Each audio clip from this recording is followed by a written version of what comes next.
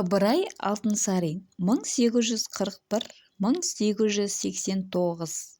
Ыбырай Алтынсарин Торғай облысының Николаевск уезі Ара Қарағай облысында туылған.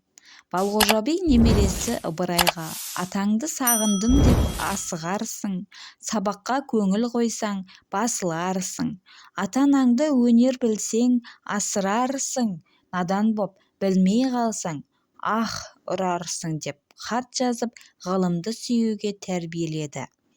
Ыбырай Алтынсарин қазақ халқының аса көрнекті ағартушысы, жаңашыл педагог, жазушы, қоғам қайраткері.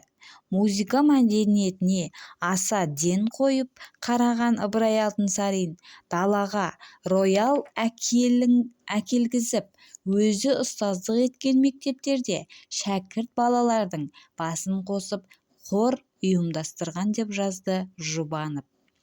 Бір жансыз мойнында бар екі құлақ, ойнайды дәл үстінде 10 шақты лақ, белінде 8 белбеу, қолында 2 арқан, ұстап алып тұрады ойламай-ақ.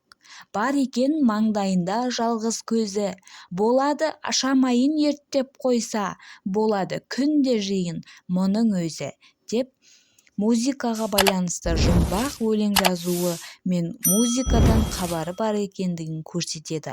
Ол домбыра аспабында жақсы ойнай білген.